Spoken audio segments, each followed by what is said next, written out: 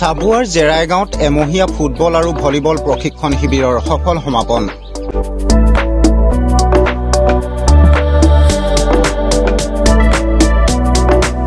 প্ৰয়াত আন্তঃৰাষ্ট্ৰীয় ফুটবল খেলুৱৈ বাবুল ফুকন আৰু প্ৰয়াত ৰাজ্যিক ভলীবল খেলুৱৈ দীনেশ বৰুৱা সোঁৱৰণত অনুষ্ঠিত হৈছিল এই প্ৰশিক্ষণ শিবিৰ।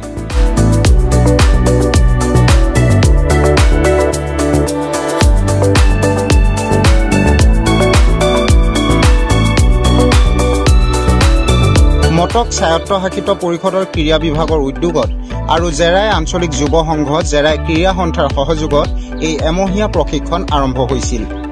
এক গাম্ভীৰ্যপূৰ্ণ অনুষ্ঠানত বহু বিশিষ্ট ব্যক্তি আৰু ক্ৰীড়া অনুৰাগীৰ উপস্থিতিত জেৰাই মিনি ষ্টেডিয়ামত সফল সমাপন ঘটে এই ক্ৰীড়া শিবিৰৰ। কিশোৰঞ্জন গগৈ আৰু দীপক গগৈয়ে ফুটবল আৰু যতীন সোণোৱালে ভলীবলৰ প্ৰশিক্ষণ প্ৰদান কৰা এই কৰ্মশালাখনত বৃহত্তৰ চাবুৱা অঞ্চলৰ শতাধিক উদীয়মান ক্ৰীড়া প্ৰতিভাই উৎসাহেৰে অংশগ্ৰহণ কৰে। উল্লেখযোগ্য যে একালত ক্ৰীড়া ক্ষেত্ৰখনত প্ৰবল আধিপত্য বিস্তাৰ কৰি সমগ্ৰ অসমজুৰি চৰ্চিত হোৱা ঐতিহাসিক জেৰাই গাঁৱত উদীয়মান ক্ৰীড়া প্ৰতিভাধৰসকলৰ শৈৰীক উত্তৰণৰ বাবে লোৱা এই অনুষ্ঠানটোৱে সমগ্ৰ চাবুৱা অঞ্চলৰ অনুৰাগী আৰু শুভাকাংক্ষীসকলক উৎসাহিত কৰি তুলিছে।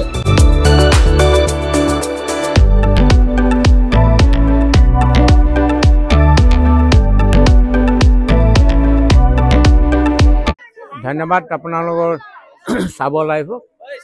আমাৰ এমহীয়া ফুটবল আৰু ভলীবলৰ যিটো প্ৰশিক্ষণ, বিশেষকৈ ৰাষ্ট্ৰীয় আন্তঃৰাষ্ট্ৰীয় ফুটবল খেলুৱৈ প্ৰয়াত বাবুল ফুকন আৰু ৰাজ্যিক ভলীবল খেলুৱৈ প্ৰয়াত দীনেশ বৰুৱাৰ সোঁৱৰণত এমহীয়া এটা প্ৰশিক্ষণ আমাৰ আজি সামৰণি পৰে। বিশেষকৈ এই প্ৰশিক্ষণ শিবিৰটো মটক স্বায়ত্তশাসিত পৰিষদ আৰু জেৰাই আঞ্চলিক ক্ৰীড়া সন্থা লগতে জেৰাইবাসীৰ লগতে এই আমি যিটো অনুষ্ঠান ইয়াত অনুষ্ঠিত কৰিছিলোঁ। ইয়াত প্ৰায় বিভিন্ন জেগাৰ পৰা প্ৰান্তৰ পৰা কণ কণ প্ৰশিক্ষাৰ্থীসকল আহি ইয়াত ল'ৰা ছোৱালীবিলাক ইয়াত প্ৰশিক্ষণ লৈছিলহি আৰু আমাৰ যিসকল 3জন প্ৰশিক্ষক আছিলে, একেবাৰে আমাৰ ওচৰৰে ফুটবলৰ প্ৰশিক্ষক কিশোৰঞ্জন গগৈ, ফুটবলৰ সহকাৰী প্ৰশিক্ষক দীপক গগৈ ডাঙৰীয়া আৰু ভলীবলৰ প্ৰশিক্ষক শ্ৰীযুত যতীন সোণোৱাল ডাঙৰীয়া, তেখেত ডিব্ৰুগড়ৰ পৰা আহি প্ৰায় অহা যোৱা কৰি ইয়াত আমি এই কণ কণ ল'ৰা ছোৱালী প্ৰশিক্ষাৰ্থীসকলক প্ৰশিক্ষণ দি আছিলে। প্ৰায় এমাহৰ মূৰত আজি এই সামৰণি অনুষ্ঠানটো আমাৰ সামৰণি পৰে।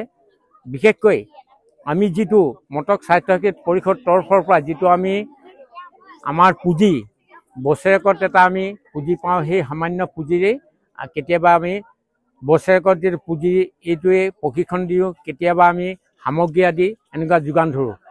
সেইধৰণে আজি আমি এই দুটা প্ৰশিক্ষণ শিবিৰ আমি ইয়াত অনুষ্ঠিত কৰিছিলোঁ। কণ কণ এই ল'ৰা ছোৱালীসকলে কিখিনি শিকিলে বা প্ৰশিক্ষণ ল'লে, সেইখিনি কেনেকৈ আমি ইয়াক আকৌ প্ৰচলন কৰি ৰাখিব পাৰোঁ বা কণ্টিনিউৱাছ কৰিব পাৰোঁ, সেইটো আমি এটা প্ৰচেষ্টা হাতত লৈছোঁ। বিশেষকৈ আমাৰ অকল যে আমি মটক স্বায়ত্তশাসিত পৰিষদ তৰফৰ পৰাই কিবা এটা অনুদান লৈ বা এই কণ কণ ল'ৰা ছোৱালীবিলাকক প্ৰশিক্ষণ দিম সেইটোৱে নহয়, আমাৰ বিভিন্ন যিবিলাক চ'ৰ্চ আছে সেইবিলাকৰ ওচৰত আমি যাম, গৈ মেলি আমি এই ল'ৰা ছোৱালীবিলাক এই প্ৰায় আজি এমহীয়া বুলিয়ে নহয়, ইয়াক আমি চলাই ৰাখিম বুলি আমি চিন্তা চৰ্চা কৰি আছোঁ। যিয়ে নহওক, আমি এই এমাহৰ অন্তত ল'ৰা ছোৱালীবিলাকে কি পালে কি নাপালে তেওঁলোকে সেই মনত লৈ আকৌ ঘৰলৈ যাব। আকৌ তেওঁলোকে আকৌ কেইদিনমানৰ বিৰতিৰ পিছত তেওঁলোকক আকৌ ইয়াত আমি সমবেত কৰি আকৌ সেইটো আমি একেবাৰে চলাই থাকিম বুলি আমি দৃঢ় সংকল্প আমি কৰিছোঁ। গতিকে আমাৰ সতীৰ্থ কাৰ্যবাহী পাৰিষদ শ্ৰীযুত আমাৰ সৌৰজ্যোতি চেতিয়া ডাঙৰীয়া খুব সুন্দৰভাৱে তেওঁ যি ভাষণ প্ৰদান কৰিছে, তেওঁলোক অভিজ্ঞ ব্যক্তি কেনে কি ধৰণৰ কৰিব লাগে আগৰ পৰা তেওঁবিলাক এইবিলাক প্ৰশিক্ষণে হওক বা যিবিলাক কৰ্মশালা কৰি আছে বহুত অভিজ্ঞতা আছে। গতিকে আমি যিখিনি পাৰোঁ আমাৰ এই ল'ৰা ছোৱালীবিলাক বা যিবিলাক আমাৰ কাৰ্যকৰ্তা আছে তেওঁলোকৰ লগত ল'ম। আমাৰ মটক স্বাস্থ্য তৰফৰ পৰা আমি সহায় সহযোগ লৈ এই ল'ৰা ছোৱালীবিলাকক আমি ভৱিষ্যত গঢ় দিবলৈ সদায় প্ৰচেষ্টা হাতত ল'ম। গতিকে ব্যক্তি আজি আমাৰ ইয়াত বিশিষ্ট ব্যক্তিসকল আহি আমাক উৎসাহ উদ্দীপনা দিলে তেখেতক মই অভিনন্দন জ্ঞাপন কৰিছোঁ, কৃতজ্ঞতা প্ৰকাশ কৰিছোঁ, যাতে ভৱিষ্যতে যদি আমি এনেকুৱা সামৰণি অনুষ্ঠানে হওক বা যিয়ে ন প্ৰশিক্ষণ অনুষ্ঠানবিলাক ৰাখোঁ তেওঁলোকৰ সহায় সহযোগ আমাক নিশ্চয় লাগিব। আন্তৰ্জাতিক ফুটবলাৰ বাবুল ফুকন আৰু প্ৰয়াত ৰাষ্ট্ৰীয় খেলুৱৈ ভলীবল খেলুৱৈ দীনেশ বৰুৱাৰ সোঁৱৰণত মটক স্বায়ত্ত শাসিত পৰিষদৰ উদ্যোগত জেৰাই যি মিনি ষ্টেডিয়াম আছে সকলোৰে পৰিচিত এটা ষ্টেডিয়াম। এই ষ্টেডিয়ামত বিগত এমাহ ধৰি এটা প্ৰশিক্ষণ অনুষ্ঠিত কৰিলে মটক স্বায়ত্ত শাসিত পৰিষদে। তো গতিকে এই যি প্ৰশিক্ষণ এই প্ৰশিক্ষণত আপোনালোকে দেখিবলৈ পাইছে প্ৰায় ৮০তকৈ অধিকগৰাকী কণ ছাত্ৰ ছাত্ৰীৰ লগতে কিশোৰীয়ে ইয়াত অংশগ্ৰহণ কৰিলে। আৰু ধেমাজি ডিব্ৰুগড় তিনিচুকীয়া জিলাৰ ৩গৰাকী সুযোগ্য প্ৰশিক্ষকৰ যোগেদি ইয়াত প্ৰশিক্ষণ প্ৰদান কৰা হ'ল। আৰু এই কৰ্মশালাৰ যোগেদি মটক স্বায়ত্ত শাসিত পৰিষদৰ তৰফৰ পৰা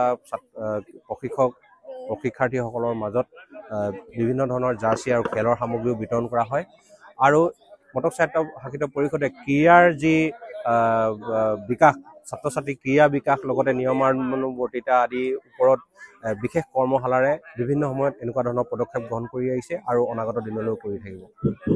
আপুনিও সুন্দৰ পৰিৱেশত হোটেলত এসাঁজ খাব বিচাৰে নেকি? সম্পূৰ্ণ থলুৱা খাদ্য সম্ভাৰেৰে আপুনিও যদি পৰিয়ালৰ লগত এসাঁজ খাব বিচাৰে তেনেহ'লে আপুনি আহিব পাৰে কাজিখোৱাৰ বাইপাছত থকা নীলগ্ৰেভ হোটেললৈ। থলুৱা শাক পাচলি আৰু পুখুৰীৰ সতেজ থলুৱা মাছৰ আঞ্জাৰ লগতে নিজা ফাৰ্মৰ থলুৱা হাঁহ কুকুৰা গাহৰি আদিৰ মাংসৰে ৰাইজলৈ আগবঢ়াইছে থলুৱা খাদ্যৰ বিশেষ সুবিধা।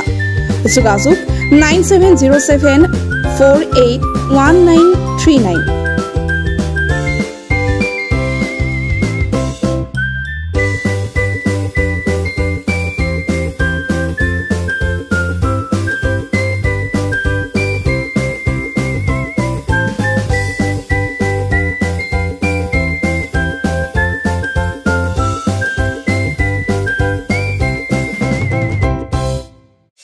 চাবুৱাবাসীৰ বাবে সুখবৰ। চাবুৱা চিবি ট্ৰেডাৰ্ছত চলি আছে বাম্পাৰ অফাৰ। আপুনি নতুনকৈ ঘৰ সাজিম বুলি ভাবি আছে নেকি? তেনেহ'লে এতিয়া আৰু চিন্তা নাই। আপোনাৰ ঘৰখন সুন্দৰকৈ অতি কম খৰচত সজাই দিবলৈ দায়িত্ব ল'ব চাবুৱা চিবি ট্ৰেডাৰ্ছে। এতিয়াৰ পৰা উজনি অসমৰ ভিতৰতে অতি কম খৰচত চিবি ট্ৰেডাৰ্ছত উপলব্ধ অত্যাধুনিক ডিজাইনৰ tiles, sanitary fitting, PVC fitting, wall painting, tiles, granite বেচিং ইত্যাদি। ডিব্ৰুগড় দিশৰ পৰা আহিলে চাবুৱা মেছ তিনিআলি পাৰ কৰি পেট্ৰল পাম্প নাপাওঁতে আৰু তিনিচুকীয়া দিশৰ পৰা আহিলে পেট্ৰল পাম্প পাৰ কৰি পাব চাবুৱা জেবি ট্ৰেডাৰ্ছ। আপুনি যদি ঘৰ সাজিম বুলি ভাবি আছে তেন্তে আজি যোগাযোগ কৰক 8812073757 নম্বৰ।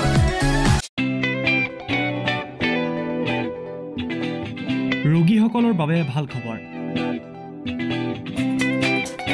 চাবুৱা ছেইণ্ট লুকছ হস্পিটেলত পাব ৰেহাই মূল্যত চিকিৎসা। চাবুৱাৰ ছেইণ্ট লুকছ হস্পিটেলত এক্স-ৰে, চিটি স্কেন, আল্ট্ৰাছাউণ্ড, অত্যাধুনিক মেচিনৰ দ্বাৰা লেবৰেটৰী টেষ্ট ইত্যাদি পৰীক্ষাসমূহ ডিব্ৰুগড় জিলা নাৰ্ছিং হোমতকৈ 40% ৰেহাই মূল্যত কৰা হয়। লগতে ডায়েবেটিছ ৰোগীসকলে হায়দৰাবাদৰ পৰা অহা বিশিষ্ট চিকিৎসক ডাক্তৰ শুভান্দৰী চন্দ্ৰৰ পৰা পৰামৰ্শ ল'ব পাৰিব।